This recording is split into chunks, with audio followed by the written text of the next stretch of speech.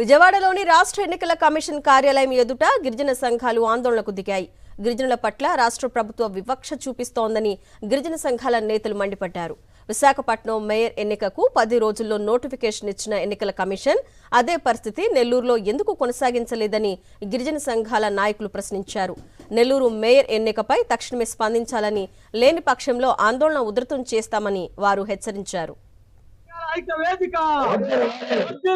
గిరిజన సంఘాల ఐక్య వేదిక బిఆర్ అంబేద్కర్, జోహార్ డాక్టర్ బిఆర్ అంబేద్కర్, వర్ధిల్లాలి ప్రజా సంఘాల ఐక్య వేదిక.